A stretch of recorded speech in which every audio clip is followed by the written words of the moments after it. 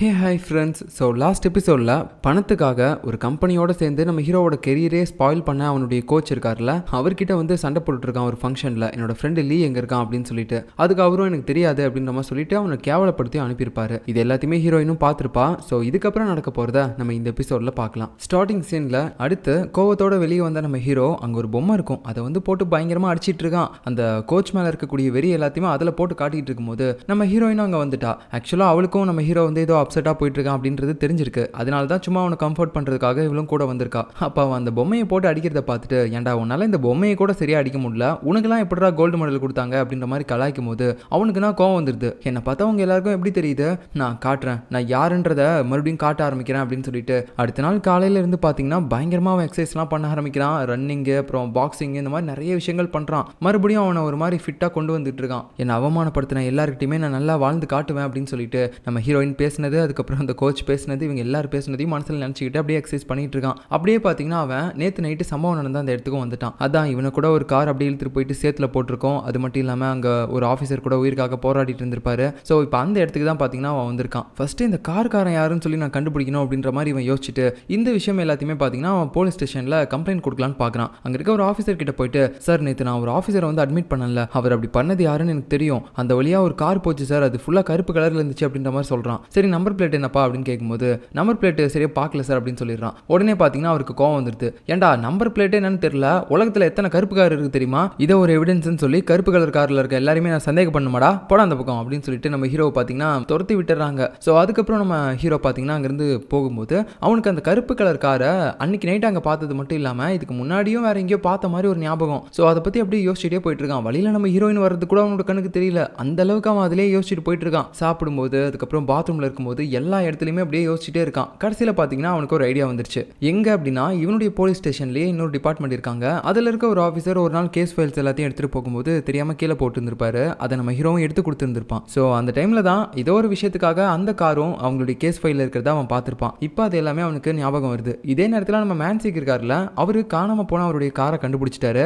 ஆனால் என்ன, இப்போ வெறும் காரோட கூடு மட்டும்தான் இருக்குது, உள்ள எதுவுமே காணோம், எல்லாத்தையுமே பிரித்து கொண்டு போய் வித்துட்டானுங்க போல. மேற்கொண்டு புறாக்கள் வேற பல நாளாக இதை கக்கூசா யூஸ் பண்ணிட்டு இருந்தது போல, மேலே ஃபுல்லாக வலிஞ்சு ஓடிட்டு இருக்குது. அது எல்லாத்தையுமே பார்த்து இதுக்கு மேலே இந்த காரை நான் இப்படி தான் சரி பண்ண போறேனே தெரியலையே அப்படின்ற மாதிரி ரொம்ப கஷ்டத்தோடு யோசிச்சுட்டு இருக்காரு. அப்போ நம்ம மேன்சிக்கு ஹீரோ கால் பண்ணிட்டு, இந்த மாதிரி ஒரு முக்கியமான விஷயத்தை உங்ககிட்ட பேசணும், உடனடியாக வாங்க அப்படின்ற மாதிரி கூப்பிடுறான். மறுபடியும் இவன் என்ன பிரச்சனை பண்ண காத்திருக்கானே தெரியலையே அப்படின்ற மாதிரி அவர் பதற்றத்தோடு யோசிக்கும் போது இந்த பக்கம் நம்ம ஹீரோ பார்த்தீங்கன்னா அந்த இன்னொரு டிபார்ட்மெண்ட் சொன்னல, அவங்களுடைய ஆஃபீஸ் ரூமுக்கு ஆளே இல்லாத நேரமாக பார்த்து அத்துமீறி போயிருக்கான். அது மட்டும் இல்லாமல் அன்னைக்கு அந்த கேஸ் ஃபைலை கொண்டு வந்தார்ல, அந்த காரோட ஃபோட்டோ இருக்கிற கேஸ் ஃபைலை, அதை தேடிட்டு இருப்பானா. அப்போ அந்த வழியாக போனால் நம்ம மேன்சிக்கும் பார்த்துட்டு, டே என்னடா பண்ணுற, அவனுங்க வந்தாங்கன்னா முடிச்சு கட்டி விட்டுருவானுங்கடா, ஒழுங்கா வந்துரு அப்படின்னு சொல்லும்போது, அட இரியா ஒரு நிமிஷம் அப்படின்னு சொல்லிட்டு கடைசியாக அந்த கேஸ் ஃபைலை கண்டுபிடிச்சேன். கரெக்டாக அந்த காரோட ஃபோட்டோவை எடுத்து அவன் கிழிச்சு பின்னாடி சொருவும் போது எல்லாருமே வந்துட்டாங்க. நீங்கள் என்ன இங்கே பண்ணுறீங்க அப்படின்னு கேட்க மேன்சிக்கும் சமாளிக்கிறாரு. ஒன்றும் இல்லைங்க, பையன் புதுசு இல்லை, அதனால தான் இடம் தெரியாமல் வந்துட்டான் அப்படின்ற மாதிரி சொல்லிட்டு அங்கேருந்து கூட்டு போயிடுறாரு. அப்புறம் போட்டு அவனை உதன்னு உதச்சு, எதுக்காக இந்த மாதிரிலாம் பண்ண அப்படின்னு கேட்க அவனும் பார்த்தீங்கன்னா முதுகில் இருக்க அந்த தடயத்தெல்லாம் காட்டுறான். இங்கே பாருங்க, இந்த கார் தான் அன்னைக்கு வந்து என்ன முட்டுச்சு, நல்லா பாருங்கன்ற மாதிரி சொல்லிட்டே இருக்கும்போது, சரி அந்த கருமத்தை பார்க்க முடியல, அதையே ஏன் காட்டிக்கிட்டு இருக்க, இப்போ என்ன அதுக்கும் இதுக்கும் சம்மந்தம் அப்படின்னு கேட்கும்போது, இந்த காருக்கு முன்னாடி இருக்கக்கூடிய அதே கம்பி வச்சு தான் இப்போ என் முதுகுக்கு பின்னாடி இருக்கு. ஸோ அப்படின்னா அன்னைக்கு இந்த கார் தான் வந்து என்ன இடிச்சிச்சு அப்படின்னு சொல்லும்போது, சரிடா இந்த காரே இடிச்சதா இருக்கட்டும், ஆனால் இதை நீ ஒரு எவிடன்ஸாக போய் சொன்னீங்கன்னா எல்லாம் சிரிப்பானுடா, வேற ஏதாவது நம்ம கிட்ட ஸ்ட்ராங்காக ஒரு எவிடன்ஸ் வேணும் அப்படின்னு சொல்லும்போது, நான் சீக்கிரமாக அதை கண்டுபிடிப்பேன், எனக்கு என்னமோ அந்த கோல்டன் பன்னிக்கும் இந்த கருப்பு கலர் காருக்கும் சம்மந்தம் இருக்க மாதிரி தெரியுது அப்படின்ற மாதிரி சொல்ல, உடனே நம்ம மேன்சிக்கும், டே உனக்கு என்ன பைத்தியமாடா பிடிச்சிருக்கு, சம்மந்தமே இல்லாமல் இந்த காருக்கும் அந்த கோல்டன் பன்னிக்கும் சம்மந்தம் இருக்குன்ற மாதிரி சொல்ற. ஆமா சம்மந்தம் இருக்கு, இங்க பாருங்க, இந்த நேம் லிஸ்ட்ல இந்த கோல்டன் பண்ணி யார்கிட்டலாம் போதை பொருள் விற்கிறான் அப்படின்ற லிஸ்ட் இருக்கு, இதுல இந்த காரோட ஓனர் பேரும் இருக்கு. அப்படின்னா இவங்க எல்லாம் ஒரே கூட்டு அப்படின்ற விஷயம் நமக்கு இது மூலமாவே தெரியுது. கண்டிப்பா நான் அந்த கோல்டன் பண்ணியை பிடிச்சி போலீஸ் கிட்ட மறுபடியும் நல்ல பேர் வாங்குறேனா இல்லையான்னு மட்டும் பாருங்க அப்படின்ற மாதிரி இவன் ஏதோ ஒரு பெரிய மெதப்புல பேசிக்கிட்டு இருக்கான். இதே நேரத்தில் நம்ம கோல்டன் பண்ணி இருக்கான்ல, அவன் பார்த்தீங்கன்னா ஏதோ ஒரு ஹார்பர் மாதிரி இடத்துல இருக்கான். அப்போ ஒருத்தங்களுக்கு கால் பண்ணி, நீங்க கேட்ட மாதிரியே போட் எல்லாம் ரெடியா இருக்கு, இப்போ நீங்க வரலாம் அப்படின்ற மாதிரி வேற சொல்லிட்டு இருக்கான். இவன் இப்போ யார்கிட்ட இந்த மாதிரிலாம் பேசிட்டு இருக்கான் அப்படின்றதே நமக்கு தெரியல. கட் பண்ணா இப்போ அடுத்த சீன்ல நம்ம ஹீரோயின் ஒர்க் எல்லாம் முடிச்சுட்டு வீட்டுக்கு போகலாம் அப்படின்னு சொல்லி பார்த்தா, வேணுனே அவளுடைய ஹையர் ஆஃபீஸர் ஒருத்தங்க பார்த்தீங்கன்னா அவளுக்கு இன்னொரு வேலையை கொடுக்குறாங்க. ரீசெண்டாக இப்போ காரில் அடிப்பட்ட ஒரு ஆஃபீஸரை ஐசியூவில் அட்மிட் பண்ணாங்கல்ல, அவருடைய திங்ஸ் எல்லாமே இதில் இருக்கு, இதை நீ போகும்போது அவருடைய ஃபேமிலி கிட்ட கொடுத்துரு அப்படின்ற மாதிரி சொல்லிடுறாங்க. இந்த மாதிரி சின்ன சின்ன வேலைக்கு மட்டும் யூஸ் பண்ணிக்கோங்க, மற்றபடி வேற எதுவும் பெரிய வேலைக்கெல்லாம் நான் யூஸ் பண்ணாதீங்க அப்படின்னு சொல்லிட்டு அவளும் கடுப்பில் அந்த திங்ஸ் எல்லாத்தையுமே எடுத்து வச்சுக்கிட்டு இருக்கா. இதே நேரத்தில் அங்கே ஐசியூவில் இருக்க ஆஃபீஸர் இருக்கார்ல, அவர் எப்படி இருக்காரு அப்படின்றத விசாரிக்கிறதுக்காக ஹீரோ போலான்னு பார்க்கும்போது அங்கே அவர் இறந்த விஷயம் அவனுக்கு தெரிய வருது. அதனால கொஞ்சம் கஷ்டத்தில் இருக்கான். அப்போ அந்த டைமில் பார்த்தீங்கன்னா திடீர்னு அவனுக்கு யாரோ ஒருத்தங்க கால் பண்ணுறாங்க. யார் என்ன சொன்னாங்கன்னு தெரியல. உடனே அதை கேட்டோடனே அவன் அங்கேருந்து வேகமாக போயிடுறான். அதுக்கப்புறம் கொஞ்ச நேரம் கழிச்சு நம்ம ஹீரோயினும் அதே ஐசியூ வார்டுக்கு வரா. அந்த ஆஃபீஸரோட திங்ஸ் எல்லாத்தையுமே நம்ம அவங்களுடைய ஃபேமிலி கிட்ட கொடுத்துடலாம் அப்படின்னு சொல்லிட்டு. ஆனால் எல்லாருமே இப்போ அவர் இறந்து போனதுனால ரொம்ப அழுதுகிட்டு இருக்காங்களா, அதனால இதை பார்த்துட்டு அவளால் அதை கொடுக்கவே முடியல. சரி நம்ம நாளைக்கு கூட கொடுத்துடலாம் அப்படின்னு சொல்லிட்டு அந்த திங்ஸை அவ கூடவே எடுத்துகிட்டு போயிடுறா. இதே நேரத்தில் நம்ம வக்கீல் கிம் இருக்கான்ல, அந்த கத்தி சண்டை பிளேயர், அவன் இப்போ ஒரு கேஸில் இருக்கக்கூடிய சிசிடிவி கேமரா ஃபுட்டேஜ் எல்லாத்தையுமே பார்த்துட்டு இருக்கான். என்ன கேஸ் அப்படின்னா, அன்னைக்கு ஒரு நாள் நம்ம ஹீரோ மேன்சிக்கு இவங்க எல்லாருமே சேர்ந்து அந்த கோல்டன் பண்ணி பிடிக்கிற முயற்சியில் இருந்திருப்பாங்கல்ல, அந்த நேரத்தில் தான் திடீர்னு அங்கே ஏதோ ஒரு பிளாஸ்ட் நடந்திருக்கும். அது மூலமாக கோல்டன் பண்ணியோட ஆட்கள் எல்லாருமே அலர்ட் ஆயிருப்பாங்க. ஸோ அது எப்படி நடந்துச்சு அப்படின்றத செக் பண்ணுறதுக்காக தான் இப்போ இவன் சிசிடிவி ஃபுட்டேஜ்லாம் பார்த்துக்கிட்டு இருக்கான். அப்போ தான் அவனுக்கு ஒரு விஷயமே தெரிய வருது. அங்கே அந்த ஃபயர் ஆக்சிடென்ட் நடக்கிறதுக்கு முன்னாடியே பார்த்தீங்கன்னா அந்த ஃபயர் சர்வீஸ்லாம் வண்டி எடுத்துகிட்டு அந்த இடத்துக்கு வந்துட்டு இருக்காங்க. இவங்களுக்கு எப்படி இங்கே ஃபயர் ஆக்சிடென்ட் நடக்க போகுது அப்படின்ற விஷயம் முன்கூட்டியே தெரிஞ்ச மாதிரி வராங்க அப்படின்ற மாதிரி அவன் யோசிக்கும் போது இது எல்லாத்தையுமே பார்த்தீங்கன்னா ஒரு எவிடன்ஸாகவும் ஒரு போலீஸ் ஆஃபீஸர் வந்து சப்மிட் பண்ணியிருப்பாரு. கரெக்டாக அங்கே ஃபயர் ஸ்டார்ட் ஆகும்போது ஃபயர் சர்வீஸும் உடனே அங்கே வந்துட்டாங்க அப்படின்னு சொல்லிட்டு. ஸோ இதை யார் சப்மிட் பண்ணாங்க அப்படின்னு பார்த்தீங்கன்னா, இப்போ ஐசி வார்டில் இருந்து ஒருத்தர் இறந்து போனார்ல, அவர் தான் இந்த இன்ஃபர்மேஷன்ஸ் எல்லாத்தையுமே கேதர் பண்ணிட்டு வந்து சப்மிட் பண்ணியிருக்காரு. ஒருவேளை இவர் இந்த ரிப்போர்ட்டை சப்மிட் பண்ணது மட்டும் இல்லாமல் அவருக்கு வேற ஏதோ ஒரு விஷயமும் தெரிஞ்சிருக்குமா, அதனால தான் அந்த கோல்டன் மணியோட ஆட்கள் வந்து அவரை ஏதாவது அட்டாக் பண்ணியிருப்பாங்களா அப்படின்ற மாதிரி இவனுக்கு இந்த இடத்துல தோண ஆரம்பிக்குது. ஸோ இதே நேரத்தில் பார்த்தீங்கன்னா நம்ம மேன்சிக்கு வெளியே வந்து அவருடைய ஸ்கூட்டி தேடுறாரு. ஏன்னா இப்போ தான் மனுஷனுக்கு கார் போயிடுச்சு இல்லை, அதனால ஸ்கூட்டி தான் வச்சிருக்காரு. அந்த ஸ்கூட்டியையும் காணோம். டேய் எங்கடா என் ஸ்கூட்டி எடுத்துகிட்டு போனா அப்படின்ற மாதிரி ஹீரோக்கு கால் பண்ணி கேட்க, அதுவா எனக்கு ஒருத்தங்க கால் பண்ணி அந்த காரை பற்றின விஷயம் எல்லாமே தெரியும் அப்படின்னு சொன்னாங்க. அதனால தான் நான் இப்போ அவங்க இருக்கக்கூடிய இடத்துக்கு போயிட்டு இருக்கேன், நீங்களும் உடனே வந்துருங்க, நான் லொக்கேஷன் உங்களுக்கு ஃபோனில் அனுப்பிடுறேன் அப்படின்னு சொல்லிட்டு உடனே பார்த்தீங்கன்னா ஃபோனை கட் பண்ணிட்டு போயிடுறான். ஐயோ இவனை வச்சுட்டு என்ன பண்ணுறதுனே தெரியல. காரை எடுத்துகிட்டு போய் ஒரே நாள் அடக்கம் பண்ணிட்டான், இப்போ இதை வர எடுத்துகிட்டு போகிறான், என்ன பண்ண காத்திருக்கானோ தெரியலையே அப்படின்னு யோசிச்சுட்டு இருக்கும்போது டக்குன்னு பார்த்தீங்கன்னா நம்ம கிம் அங்கே வரான். சார் உங்ககிட்ட நான் ஒரு முக்கியமான விஷயத்த சொல்லணும். இப்போ கடைசியாக அந்த கோல்டன் மணியை பிடிக்கிறதுக்காக நீங்கள் ஒரு ஆப்ரேஷன் மாதிரிலாம் பண்ணி அவனை பிடிக்க ட்ரை பண்ணீங்கல்ல, பட் இருந்தாலும் அவன் தப்பிச்சிட்டான். அந்த இடத்துல ஒரு விஷயம் ரொம்பவே ஸ்ட்ரேஞ்சாக நடந்திருக்கு. அது என்னன்னு தெரியுமா, அங்கே ஃபயர் ஆக்சிடென்ட் நடக்கிறதுக்கு முன்னாடியே ஃபயர் சர்வீஸ் வண்டி எப்படி கரெக்டாக அந்த இடத்துக்கு வந்துச்சு, அதை யாரோ ஒருத்தங்க அங்கேருந்து 5 நிமிஷத்துக்கு முன்னாடியே சொல்லியிருக்காங்க அந்த ஃபயர் சர்வீஸ்க்கு. அதனால தான் அவங்களும் கரெக்ட் டைமுக்கு முன்னாடியே வந்துட்டாங்க. ஸோ அவங்க தான் கோல்டன் பண்ணியை தப்பிக்க வைக்கிறதுக்காக முன்கூட்டியே அந்த மாதிரி ஃபயர் சர்வீஸையும் கூப்பிட்டு அந்த இடத்துல ஃபயர் ஆக்சிடென்ட்டையும் அவங்க கரெக்டாக ஏற்பாடு பண்ணியிருக்காங்க. எனக்கு தெரிஞ்சு இது நம்ம டிபார்ட்மெண்ட்டில் தான் யாரோ ஒருத்தங்க பண்ணியிருக்கணும் அந்த கோல்டன் பண்ணியை தப்பிக்க வைக்கிறதுக்கு. ஆனால் நான் யார் மேலே இப்போ சந்தேகப்படுறதுனே தெரியல. அது மட்டும் இல்லாமல் ஐசியூ வார்டில் ஒருத்தர் இருந்தார்ல ஒரு ஆஃபீஸர், அவர் இப்போ என்ன ஆனார் அப்படின்னு கேட்க, ஏன் அவனை பற்றி நீங்கள் எதுக்காக கேட்குறீங்க அப்படின்னு போது, சார் உங்களுக்கு ஒரு விஷயமே தெரியாதா, அந்த கோல்டன் பண்ணியை பற்றின நிறைய இன்ஃபர்மேஷனை அவர் தான் வந்து சப்மிட் பண்ணியிருக்காரு. அந்த கோல்டன் பண்ணி யார் யார் கூடலாம் இது வரைக்கும் அந்த போதை பொருள்லாம் சேல் பண்ணா அப்படின்னு சொல்லிட்டு. ஒருவேளை அந்த ஆஃபீஸருக்கு கோல்டன் பண்ணியை பற்றின இன்னொரு விஷயம் ஏதாவது கிடைச்சிருக்கும், அதனால தான் கோல்டன் பண்ணி அவர் அட்டாக் பண்ணவும் செஞ்சிருக்கான் அப்படின்னு சொல்லும்போது, அச்சோ ஆனால் இப்போ அவர் இறந்து போயிட்டாரே அப்படின்ற மாதிரி நம்ம மேன்சிக் சொல்லும்போது தான் அவருக்கு எல்லா விஷயமும் புரிய ஆரம்பிக்குது. அட ஆமா அப்படின்னா ஹீரோ சொன்னது எல்லாமே கரெக்ட். அந்த கருப்பு காருக்கும் அந்த கோல்டன் மணிக்கும் தான் சம்மந்தம் இருக்கு. அவனுக்கு தான் அந்த கார்ல வந்து ஆஃபீஸரை அட்டாக் பண்ணியிருக்கானுங்க. பட் இப்போ அந்த காரை பற்றின இன்ஃபர்மேஷன் யாரோ ஒருத்தங்க சொன்னாங்கன்னு சொல்லிட்டு இவன் கிளம்பிட்டு இருந்தானே, ஐயோ ஒருவேளை அதுவும் அந்த கோல்டன் மணியோட ஆட்களாக இருந்தாங்கன்னா இவனையும் ஏதாவது ஒன்று பண்ண வாய்ப்பு இருக்கு, சீக்கிரமா நம்ம அவனை போய் காப்பாற்றணும் அப்படின்னு சொல்லிட்டு இவர் ஒரு பக்கம் பார்த்தீங்கன்னா கிளம்பிட்டு இருக்காரு. அந்த டைம்ல நம்ம கிம் பார்த்தீங்கன்னா உடனே கால் பண்ணி இப்போ அந்த ஐசி வார்டில் இருந்தார்ல, அவரை பாதுகாக்கிறதுக்குன்னு ஒரு போலீஸ் டீம் இருந்திருப்பாங்க, அவங்களுக்கு கால் பண்ணி இந்த மாதிரி அந்த போலீஸ் ஆஃபீஸர்ஸ் ஆகிறதுக்கு முன்னாடி அவர்கிட்ட ஏதாவது திங்ஸ் இருந்துச்சா அப்படின்ற மாதிரி கேட்கும்போது, ஆமாம் சார் இருந்துச்சு, இப்போ தான் எங்கள் லேடி ஆஃபீஸர் கிட்ட நாங்கள் அதை கொடுத்து அனுப்பிச்சோம் அவருடைய ஃபேமிலி கிட்ட கொடுக்கறதுக்காக அப்படின்ற மாதிரி சொல்கிறாங்க. நம்ம ஹீரோயினோட பேர் தான் சொல்கிறாங்க இந்த இடத்துல. இதை கேட்டோன்னே இவனுக்கும் ஷாக் ஆயிடுச்சு. ஐயோ அப்படின்னா அடுத்து அந்த கோல்டன் மணியோட ஆட்கள் அவளை ஏதாவது ஒன்று பண்ணக்கூட வாய்ப்பு இருக்குல்ல அப்படின்னு சொல்லிட்டு. இதே நேரத்தில் நம்ம ஹீரோயின் வீட்டுக்கு போயிட்டு ஃப்ரெஷ் அப்லாம் ஆகிட்டா. அப்போ திடீர்னு யாரோ ஒருத்தங்க கதவை பயங்கரமாக தட்ட ஆரம்பிக்கிறாங்க. ஸோ அது மூலமாகவே அவளுக்கு தெரிஞ்சிருச்சு யாரோ ஒருத்தங்க இந்த டாக்குமெண்ட் எல்லாத்தையுமே எடுத்துகிட்டு போக தான் வந்திருக்காங்க அப்படின்னு சொல்லிட்டு. உடனடியாக இந்த டாக்குமெண்ட்டை எடுத்துட்டு அவள் பார்த்தீங்கன்னா தனியாக ஒரு ரூமில் போயிட்டு கதவெல்லாம் சாத்திக்கிறா. ஸோ இந்த இடத்துல இருந்து இப்போ கதை பயங்கர விறுவிறுப்பாக போக ஆரம்பிக்கும் போது இப்போ இவ அப்படியே என்ன பண்ணுறா அப்படின்னு பார்த்தீங்கன்னா, அங்கே ரகசியமாக ஒரு கன்னை ஒளிச்சு வச்சிருப்பா போல, அதை அப்படியே எடுத்து வச்சுக்கிட்டு இந்த கதவை உடச்சிட்டு எவன் உள்ளே வந்தாலும் சரி எல்லாருமே போட்டு தள்ளணும் அப்படின்ற மாதிரி அவள் ஒரு பக்கம் நினச்சிக்கிட்டு இருக்க. இதே நேரத்தில் நம்ம மேன்சிக்கு வேற ஒரு பக்கம் போயிட்டு அந்த இன்னொரு டிபார்ட்மெண்ட் ஆட்கள் இருப்பாங்கல்ல, அதில் கூட ஒருத்தன் ஹெட் மாதிரி இருப்பான், அவங்ககிட்ட போயிட்டு இந்த மாதிரி எனக்கு போலீஸ் ஃபோர்ஸ் கண்டிப்பாக இப்போ தேவைப்படுது, தயவு செஞ்சு வந்து நீங்கள் எனக்கு ஹெல்ப் பண்ணணும், அங்கே ஹீரோவோட உயிருக்கு ஆபத்து, கோல்டன் மணியோட ஆட்கள் அவனை என்ன வேணாலும் பண்ணலாம் அப்படின்ற மாதிரி சொல்லிட்டு அவசரமாக கூப்பிடுறாரு. ஆனால் இவங்க பார்த்தீங்கன்னா அதுக்கு ஒத்துக்கல. ஏன்னா இது ஒரு அஃபிஷியல் ஆர்டர் கிடையாது, இவர் ஜஸ்ட் சொல்கிறதுனால வந்து நம்மளாம் போக முடியாது அப்படின்ற மாதிரி மட்டும் தான் அந்த ஹெட் பார்த்துட்டு இருக்கான். இதே நேரத்தில் நம்ம கிம் வேற கார்ல வேகமாக போயிட்டு இருக்கான் ஹீரோயினை காப்பாற்றணும் அப்படின்னு சொல்லிட்டு. ஏன்னா அவன் ஹாஸ்பிட்டலில் விசாரிச்சுட்டு தான் வந்திருப்பான், யாரும் எங்ககிட்ட எதுவுமே கொடுக்கல அப்படின்ற மாதிரி தான் சொல்லியிருப்பாங்க. ஸோ அதனால தான் ஹீரோயின் கிட்ட தான் இப்போ வரைக்கும் அந்த டாக்குமெண்ட்ஸ் எல்லாமே இருக்கு அப்படின்னு சொல்லிட்டு அவள் வீட்டுக்கு போயிட்டு இருப்பானா.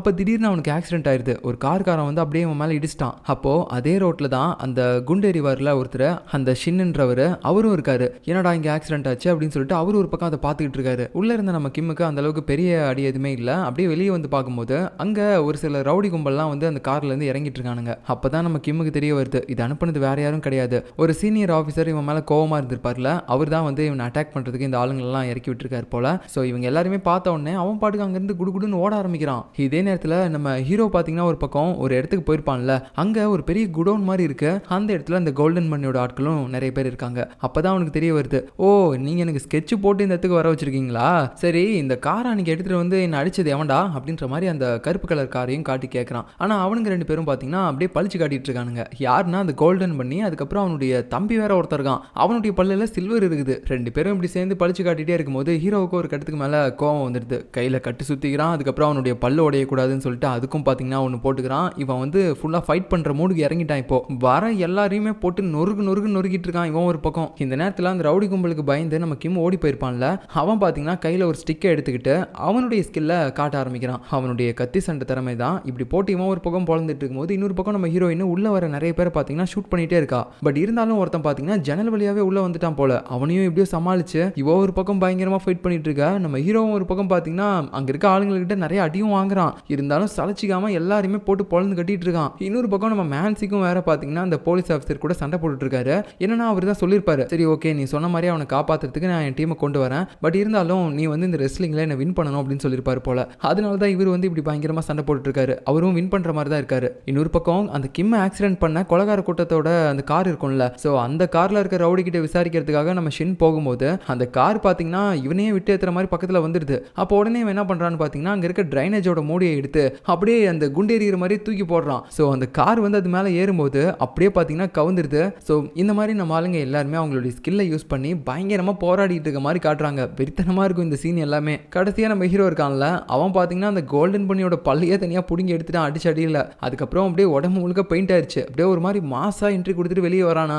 அந்த நேரத்தில் போலீஸ் டீம் அப்பதான் வருது அந்த இடத்துக்கு. நம்ம மேன்சிக்கு பார்த்துட்டு டே என்னடா ஆச்சு அப்படின்ற மாதிரி கேட்டு உள்ள போய் பார்க்கும்போது அங்க அந்த கோல்டன் மணியோட எல்லா ஆட்களையுமே போட்டு பொழந்து வச்சிருக்கான் நம்ம ஹீரோ. அவனுக்குன்னா ஷாக் ஆயிடுச்சு, டே இவன் ஒருத்தனடா எல்லாருமே அடிச்சான் அப்படின்னு சொல்லிட்டு. நம்ம மேன்சிக் மட்டும் கிடையாது, மொத்த போலீஸ் டீமுமே ஷாக் ஆயிட்டாங்க. நம்ம மேன்சிக் போயிட்டு ஹீரோ கிட்ட டே உனக்கு எதுவும் ஆகல அப்படின்னு சொல்லிட்டு இருக்கும்போது நம்ம ஹீரோ திரும்பி மூஞ்சிலே ஒரு குத்து குத்திடுறான். ஐயோ சார் நீங்களா, என்ன மன்னிச்சிருங்க சார், நான் தெரியாம அடிச்சிட்டேன் அப்படின்ற மாதிரி தெரிஞ்சே போய் சொல்லி பேசுறான். அவரும் பாவம் மூக்கில் இருக்கிற ரத்தத்தை பிடிச்சிக்கிட்டு டே எனக்கு தெரியும்டா நீ எப்படி அடிச்சுட்டு அப்படின்ற மாதிரி பாக்குறாரு. ஸோ அதுக்கப்புறம் நம்ம ஹீரோ கெத்தா போய் கார்ல உட்காந்துட்டு இருக்கும்போது இப்போ போலீஸ்ல சேர்ந்த ஒரு ஜூனியர் ஆஃபீஸர் பார்த்தீங்கன்னா நம்ம ஹீரோ வந்து பார்த்துட்டு, சார் நான் இன்னைக்கு தான் வேலைக்கு சேர்ந்தேன், நீங்க பண்ணதெல்லாம் பார்க்கும்போது எனக்கு பயங்கர inspiration sir, you are great sir அப்படின்னு சொல்லிட்டு காசு கொடுத்தா கூட அப்படி பேச மாட்டானுங்க, அந்த அளவுக்கு இவன் பயங்கரமா கூவிட்டு இருக்கான். இது எல்லாமே நம்ம ஹீரோ கேட்டுட்டு அவனுக்கு தான் பயங்கரமா புல்ல இருக்குது. சும்மாவே யாருன்னா நம்மளை பத்தி இப்படி பேச மாட்டாங்களா அப்படின்ற மாதிரி நினைப்பான். இப்போ இந்த மாதிரிலாம் பேசும்போது பையனுக்கு அப்படியே உள்ளுக்குள்ள செம்ம சந்தோஷம். அதுக்கப்புறம் பார்த்தீங்கன்னா அப்படியே ஒரு மாதிரி அதெல்லாம் அப்படிதான் அப்படின்னு சொல்லிட்டு அப்படியே கேஷுவலா விண்டோ க்ளோஸ் பண்றாராம். கட் பண்ணா இப்போ அடுத்த சீன்ல நம்ம கிம் அப்புறம் ஷின் இவங்க ரெண்டு பேருமே சேர்ந்து அந்த ரவுடி கும்பல் கிட்ட மாட்டிருப்பாங்கல்ல, அந்த பிரச்சனை இப்போ முடிஞ்சிருச்சு. அந்த அடியாட்கள் எல்லாருமே சமாளிச்சிட்டானுங்க. அது மட்டும் இல்லாமல் போலீஸும் அந்த இடத்துக்கு வந்துட்டாங்க.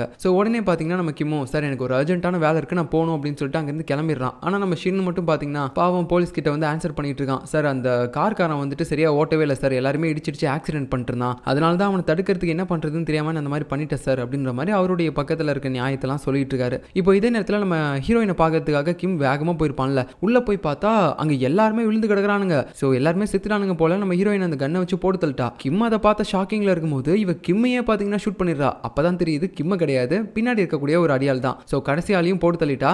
இப்போதான் நமக்கு தெரிய வருது இவங்க எல்லாருமே பார்த்தீங்கன்னா ரியல் கண்ணை வச்சு அவ ஷூட் பண்ண கிடையாது, ஒரு மயக்க மருந்து மாதிரி ஒன்று இருக்கும், ஒரு சின்ன கோலி குண்டு மாதிரி இருக்கக்கூடிய ஒரு பால்ல. ஸோ அது பார்த்தீங்கன்னா இந்த எனிமீஸோட ஃபேஸ்ல டைரக்டா போய் அடிக்கும் போது அவங்க அந்த மயக்க மருந்தை ஸ்மெல் பண்ணி டக்குன்னு மயக்கம் அடைஞ்சிருவாங்க. அந்த மாதிரி ஒரு மயக்க மருந்து தான் இவங்க எல்லாருக்குமே கொடுத்துருக்கா. அப்படியே கூலா ட்ரிங்க்ஸ் அடிச்சிட்டு இருக்கும்போது கிம்மும் பார்த்து ஆச்சரியப்படுறான். பரவாயில்லையே இவ்வளவு சும்மா ஷோ கேஸ்க்காக தான் யூஸ் பண்ணிட்டு இருந்தாங்கன்னு நினைச்சேன், ஆனா இவ்வளவுக்குள்ள இந்த அளவுக்கு திறமலாம் இருக்குதுன்னு தெரியாம போயிடுச்சு அப்படின்ற மாதிரி பாக்குறான். ஸோ இந்த மாதிரி நம்ம ஆளுங்க 5 பேர் சேர்ந்து இந்த தப்பு பண்ணவங்க எல்லாருமே பிடிக்கிறதுக்காக அவங்களுடைய ஸ்கில்ல அழகா யூஸ் பண்ணிருக்காங்க. இப்போ அடுத்த சீன்ல நம்ம மேன்சிக்கு காட்டுறாங்க. அவருக்கு நம்ம ஹீரோ அடிச்சாடி பயங்கரமா இருக்கும் போல, அதுக்காக ட்ரீட்மெண்ட்டே எடுத்துட்டு இருக்காரு. ஸோ அதுக்கப்புறம் இப்போ வெளியே வரும்போது அந்த இடத்துல பிரஸ்காரங்க எல்லாருமே பார்த்தீங்கன்னா நம்ம ஆளுங்களை சுற்றி வளைச்சிட்டாங்க. நம்ம ஷின்னு, கிம், அதுக்கப்புறம் ஹீரோயின் இவங்க எல்லாத்தையுமே இந்த தப்பு பண்ணவங்களாம் எப்படி உங்களால் இப்படி ஈஸியாக பிடிக்க முடிஞ்சிச்சு, இவங்க எல்லாருமே போலீஸ்காரங்க ரொம்பவே டீமெல்லாம் வச்சு தேடிட்டு இருந்தாங்க, ஆனால் நீங்கள் எப்படி இப்படி தனியாகவே பிடிச்சிங்க அப்படின்னு சொல்லிட்டு விடாமல் கேள்வி கேட்டுட்டே இருக்காங்க. இவங்க எல்லாருக்கும் ரொம்ப பெருமையாக இருக்கு. அதே சமயத்தில் நம்ம ஹீரோ குளிச்சு முடிச்சுட்டு வெளியே வருவானா, அவங்ககிட்டயும் பிரஸ்காரங்க எல்லாருமே போயிட்டு இப்படி சார் எப்படி அப்படின்னு கேட்கும்போது அதெல்லாம் அப்படிதான்,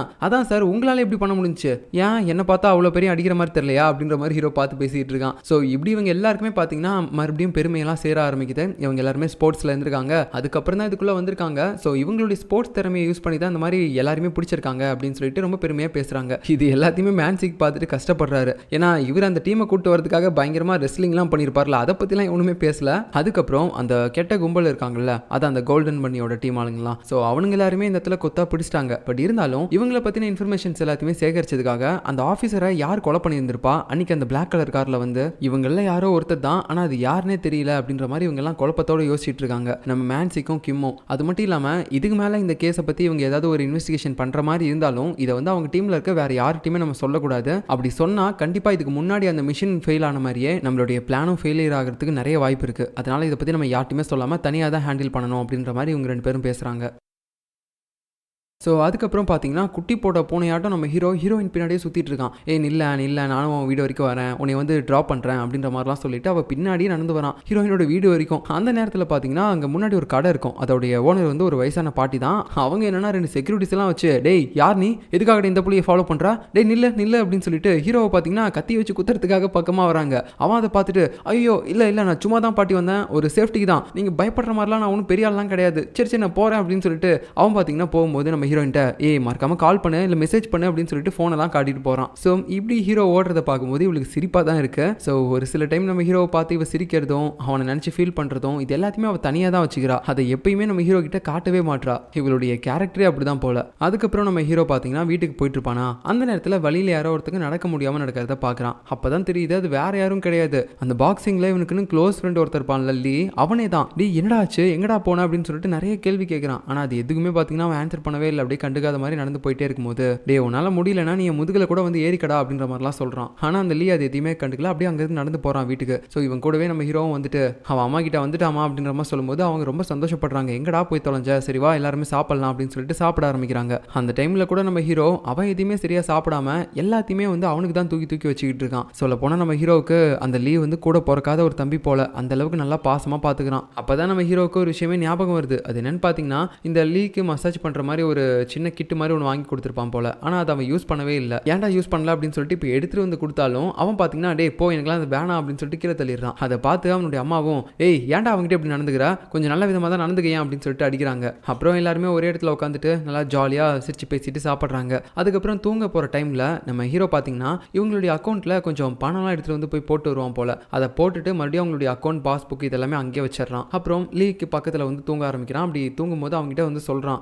இந்த மாதிரி அவன் வந்து நல்லவன் கிடையாது அந்த கோச்லாம், நீ வந்து அவனை நம்பாத, பணத்துக்காக அவன் என்ன வேணாலும் பண்ணுவான், நீ எதுக்கோ அவன்கிட்ட கொஞ்சம் பார்த்தே இருந்துக்கோ, அவன் மூலமாக நிறைய விஷயங்களை நான் அனுபவிச்சிருக்கேன் அப்படின்ற மாதிரி பார்த்தீங்கன்னா இவன் சொல்கிறான். பட் அது எல்லாத்தையுமே பார்த்தீங்கன்னா அவன் ஒரு பெரிய விஷயமாவே எடுத்துக்கல, அப்படியே கண்டுக்காத மாதிரியே தான் இருக்கான். அப்போ திடீர்னு லீக் ஏதோ ஒரு மெசேஜ் வருது, அது அந்த கோச் கிட்ட இருந்து தான் வந்திருக்கு. அதை பார்த்த உடனே நம்ம ஹீரோவும் என்னடா விஷயம், எதுக்கு அவன் கூப்பிடுறான் அப்படின்ற மாதிரி கேள்வி கேட்டா அவன் அது எதுக்குமே ஆன்சர் பண்ணாமல் அப்படியே ஒன்றும் இல்லை நான் சீக்கிரமாக வந்துடுறேன் அப்படின்னு சொல்லிட்டு அங்கேருந்து போயிடுறான். காலையில் நம்ம ஹீரோ சீக்கிரமாகவே எந்திரிச்சு பார்க்குறான். அப்போ வரைக்கும் பார்த்தீங்கன்னா லீவ் வரவே இல்லை, எங்கே போய் தொலைஞ்சான் அப்படின்னு சொல்லிட்டு ஒரே சந்தேகத்தோடய பார்த்துக்கிட்டு இருக்கான். கட் பண்ணா இப்போ அடுத்த நாள் காலையில் பார்த்தீங்கன்னா நம்ம கமிஷனர் இருக்கார்ல, அவருக்கு மசாஜ்லாம் பண்ணி விட்டு நம்ம மேன்ஷிக்கு ஒரு மேட்டரை ஓப்பன் பண்ணுறாரு. சார் அதான் நிறைய டிபார்ட்மெண்ட்டை நீங்கள் தனித்தனியாக வச்சிருக்கீங்களா நம்மளோட போலீஸ் ஸ்டேஷனில், அதே மாதிரி இப்போ லாஸ்ட்டாக நடந்த கிரைமில் நிறைய பேரை பிடிச்சாங்கல்ல, அவங்க எல்லாருமே ஸ்போர்ட்ஸில் இருந்த ஆளுங்க தான் சார். அவங்க எல்லாருக்கும் தனித்தனி திறமை இருக்குது. ஒருத்தன் கத்தி விட்டு ஆட்டுவான், ஒருத்தன் குண்டானு தூக்கி போடுவான், இன்னொருத்தன் என்னன்னா பாக்ஸிங்கு, நான் என்னன்னா ரெஸ்லிங்கு, அப்புறம் ஷூட்டிங்கு, இந்த மாதிரி நிறைய இருக்குது சார். நீங்கள் எல்லாருமே ஒரே டீமில் போட்டிங்கன்னா அது ஒரு ஸ்ட்ராங்கான டிபார்ட்மெண்ட்டாக இருக்கும் சார். பார்க்குறவங்க எல்லாருமே போலீஸ் டிபார்ட்மெண்ட்டில் 5 ஸ்பெஷாலிட்டி இருக்கக்கூடிய ஒரு 5 அவெஞ்சர்ஸ் ஒரே இடத்துல இருக்காங்க அப்படின்ற மாதிரி சொல்லுவாங்க சார், ப்ளீஸ் சார் அப்படின்னு சொல்லும்போது அவரும் ஆமாம் நீங்கள் தான் ரொம்ப கஷ்டப்பட்டுருக்கீங்களா, அதுவும் இல்லாமல் நீங்கள் எல்லாருமே ஒரு பர்ஃபெக்டான அத்லெட்ஸ், ஸோ உங்களுக்குன்னு ஒரு அங்கீகாரம் கிடைக்கணும் அப்படின்னு சொல்லிட்டு ப்ரெஸ் மீட்டெல்லாம் வச்சு இவங்க 5 பேரையும் நாங்கள் தனியாக ஒரு டீமாக உருவாக்க போகிறோம். ஸோ இவங்களோட திறமையெல்லாம் வச்சு வருங்காலத்தில் எங்கேயுமே தப்பே நடக்காத மாதிரி இவங்க பார்த்துப்பாங்க அப்படி இப்படின்னு சொல்லிட்டு பயங்கரமாக பில்டப்லாம் பண்ணி இவங்களுக்குன்னு பார்த்தீங்கன்னா ஒரு டிபார்ட்மெண்ட்டே ஓப்பன் பண்ணி கொடுத்துட்டாங்க. இவங்களுக்குன்னு தனியாக ஆஃபீஸ் ரூமு இந்த மாதிரி ரொம்ப ஜாலியாக அவங்க இருக்கும்போது பக்கத்தில் இருக்கிற மற்ற டிபார்ட்மெண்ட் ஆளுங்க எல்லாருமே பார்த்தீங்கன்னா ஒரு மாதிரி கோவத்தோட பார்த்துக்கிட்டு இருக்காங்க இவங்கள. ஏன்னா இவனுங்க எல்லாருமே பார்த்தீங்கன்னா இந்த மாதிரி ஸ்போர்ட்ஸில் உள்ள வந்த எல்லாருமே மரியாதை குறைவாக தான் ட்ரீட் பண்ணியிருப்பானுங்க. அப்படி இருக்கும்போது அவங்களுக்குன்னு இப்போ ஒரு தனியாக ஆஃபீஸ் ரூமு டிபார்ட்மெண்ட்டு இது எல்லாமே பார்க்கும்போது கொஞ்சம் கடுப்பாக தானே இருக்கும் அவங்களுக்கு. அதுவும் இல்லாமல் இப்போதைக்கு இந்த டீமில் பார்த்தீங்கன்னா 4 பேர் தான் இருக்காங்க. நம்ம மேன்சிக்கு, ஷின்னு, அதுக்கப்புறம் ஹீரோயின், இவங்க 4 பேர் மட்டும்தான். கிம் கிட்ட போய் நம்ம மேன்சிக் பேசியிருப்பாரு, ஆனால் அவன் வந்து இல்லை நான் உங்கள் டீமில் வரல, நான் இங்கே இருக்கேன் அப்படின்ற மாதிரி சொல்லியிருப்பான். பட் இருந்தாலும் அவனுக்குன்னு தனியாக சேர் போட்டுலாம் ஒரு இடம் வச்சிருக்காரு, கண்டிப்பாக அவன் ஒரு நாள் வருவான் அப்படின்ற மாதிரி நம்ம ஹீரோ கிட்டையும் பேசிட்டு இருக்காரு. அவன் வராமல் இருக்கிறது எனக்கு நல்லது தான் அப்படின்ற மாதிரி ஹீரோயினை பார்த்து அவன் சைட் அடிச்சிட்டு இருக்கான். ஸோ இதுக்கப்புறம் நடக்க போகிறத நம்ம அடுத்த எபிசோடில் பார்க்கலாம். பாய்.